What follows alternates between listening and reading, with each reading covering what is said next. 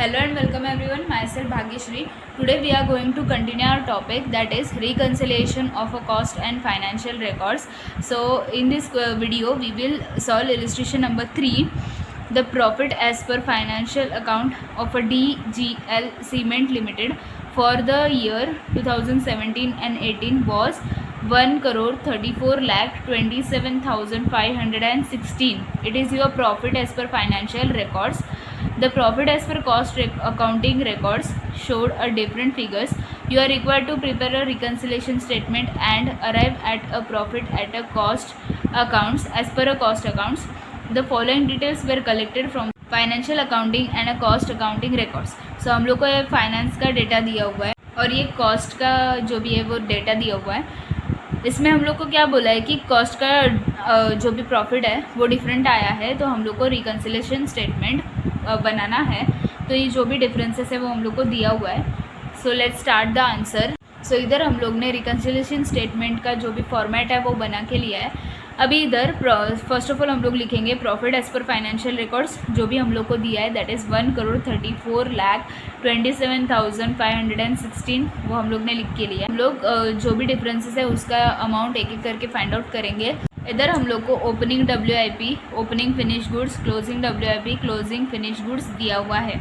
इसका मतलब ये सारे स्टॉक है. तो हम लोग first of all difference in valuation of stock find out करेंगे. उसके लिए हम लोग एक वर्किंग नोट बनाएंगे.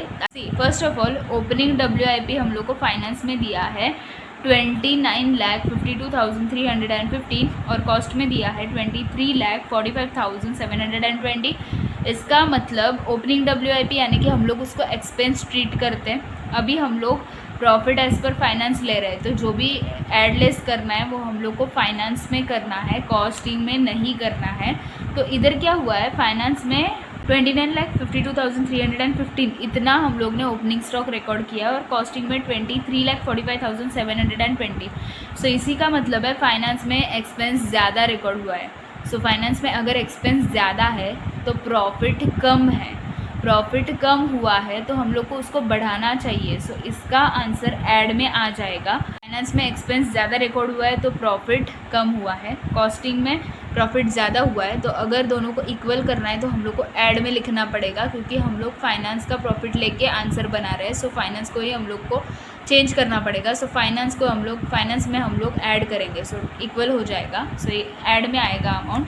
फर्स्ट ऑफ ऑल ये दोनों अमाउंट के बीच का हम लोग डिफरेंस फाइंड आउट करेंगे. That is 29,52,315 minus 23,45,720. सो हम लोग का डिफरेंस आ जाएगा 6,06,595. तो ये हम लोग को ऐड में लिखना चाहिए क्योंकि हम लोग को प्रॉफिट बढ़ाना है. सो ये जो वर्किंग नोट है इसमें हम लोग लिख के रखेंगे ऐड ओपनिंग WIP. इसका अमाउंट है 6,65,900. ओके.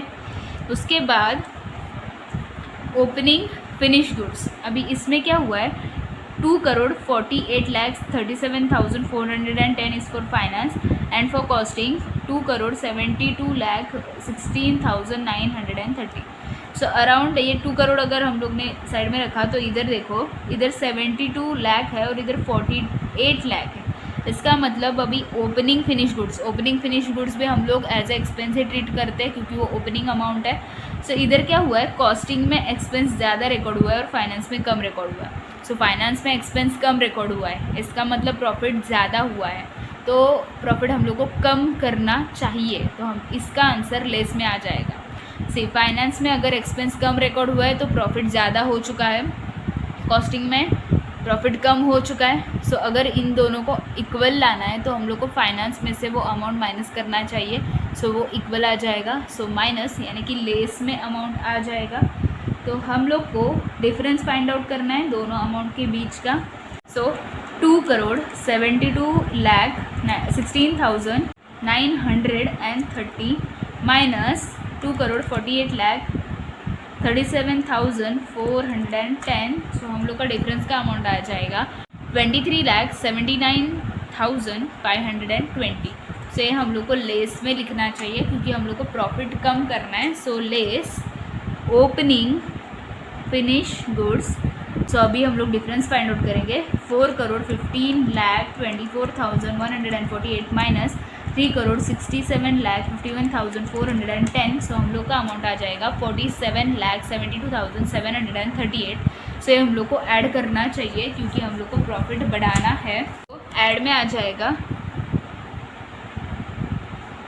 क्लोजिंग फिनिश गुड्स, ये जो भी डिफरेंस हम लोग ने फाइंड आउट किया वो दैट इज़ 47,72,738। ओके, हम लोग इसका जो भी एडलेस है वो देखेंगे। सो 6,06,595 प्लस 47,72,738।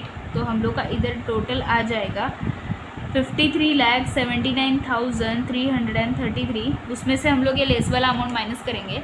सो 23,79,520 माइनस 5,37,290। सो हम लोग का आंसर आ जाएगा 24,62,523।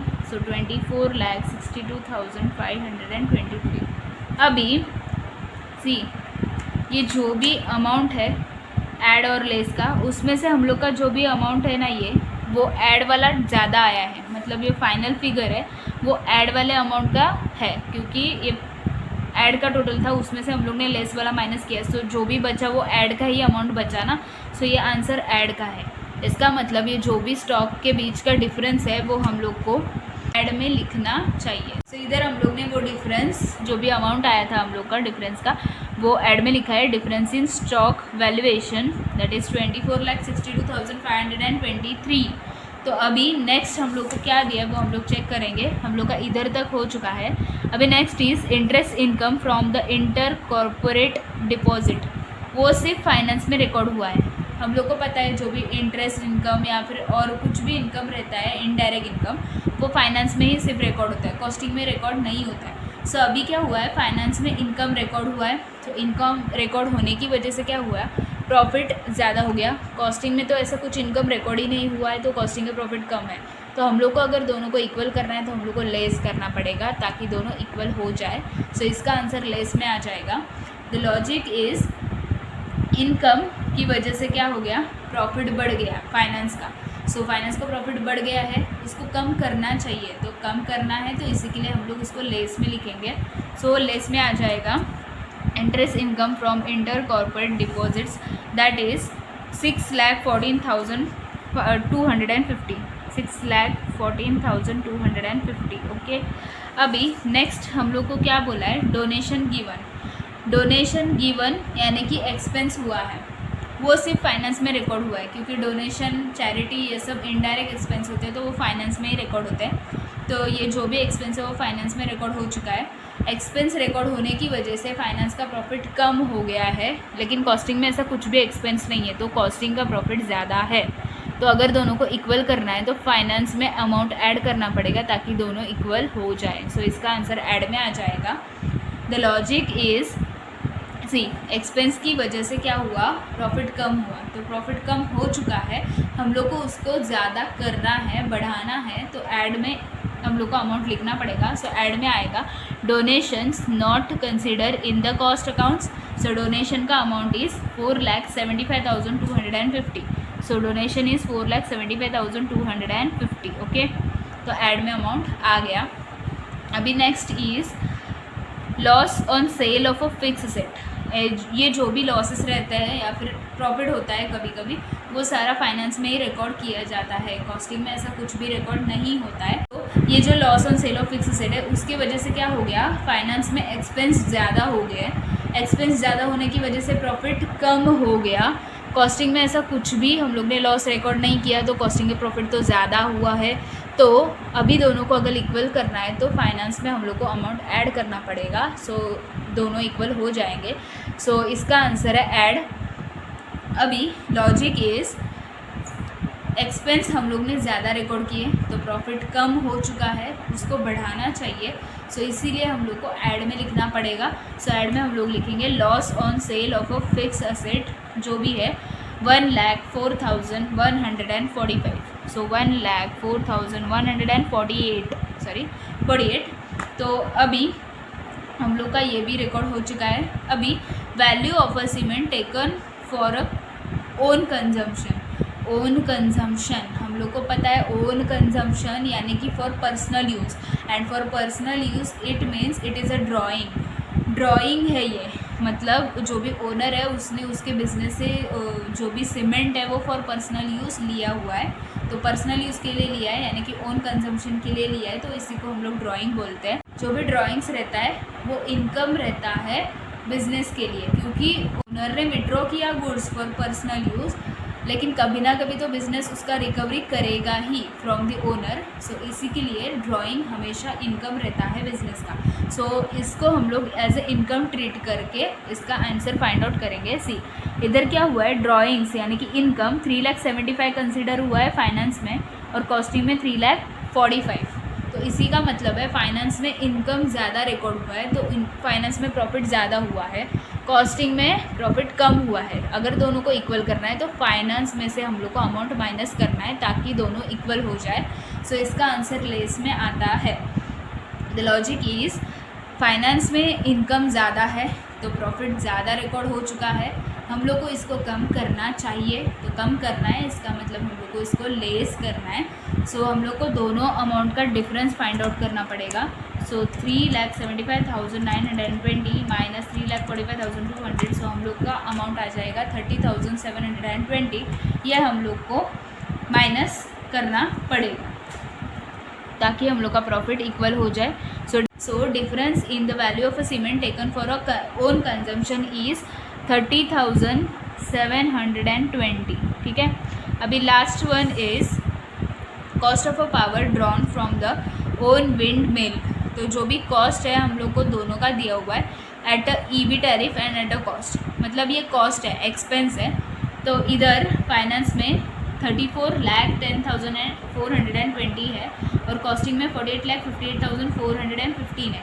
इसका मतलब कॉस्टिंग में एक्सपेंस ज़्यादा है, फाइनेंस में कम है। सो फाइनेंस में अगर एक्सपेंस कम रिकॉर्ड हुआ है तो प्रॉफिट ज़्यादा हो चुका है, कॉस्टिंग में प्रॉफिट कम हुआ है। अगर दोनों को इक्वल करना है तो फाइनेंस का प्रॉफिट में से हम लोग को अमाउंट माइनस करना पड़ेगा ताकि दोनों इक्वल हो जाए। सो इसका जो भी आंसर है वो लेस में जाएगा। द लॉजिक इज़ इधर हम लोग का एक्सपेंस कम रिकॉर्ड हो चुका है तो प्रॉफिट ज़्यादा हुआ है, तो ज़्यादा प्रॉफिट हुआ है, हम लोग को उसको कम करना चाहिए, तो कम करना है, तो इसीलिए हम लोग उसको लेस में लिखेंगे। सो इसका जो भी डिफरेंस आएगा वो हम लोग लेस में लिखेंगे। सो डिफरेंस निकालेंगे 48,58,415 माइनस 34,10,420। सो हम लोग का अमाउंट आ जाएगा 14,47,995। तो ये हम लोग को लेस में लिखना चाहिए ताकि जो भी प्रॉफिट है वो इक्वल हो जाए। सो 14,47,995। अभी सिंपली हम लोग ये जो भी ऐड वाले अमाउंट्स है उसका टोटल लेंगे। इधर हम लोग का जो भी टोटल है वो आया दैट इज़ 30,41,921। सो ये अमाउंट में हम लोग ने ये टोटल ऐड किया तो हम लोग का अमाउंट आया 1,64,69,437। सो बाद में हम लोग ने लेस का टोटल लिया तो अमाउंट आया 20,92,965। सो ये टोटल में से ये माइनस करने के बाद, क्योंकि ये लेस है इसके लिए ब्रैकेट डाला है, सो माइनस करने के बाद हम लोग का प्रॉफिट एज पर कॉस्ट रिकॉर्ड आ गया दैट इज़ 1,43,76,472। सो इधर हम लोग का इलस्ट्रेशन नंबर 3 कंप्लीट होता है। अगर ये वीडियो आपको हेल्पफुल लगा हो तो प्लीज़ वीडियो को लाइक कर देना, अपने फ्रेंड्स के साथ शेयर करना और मेरे चैनल को सब्सक्राइब करना, क्योंकि ऐसे ही बहुत सारे टॉपिक पे अभी नए वीडियोस पोस्ट होने वाले हैं। Thanks for watching friends.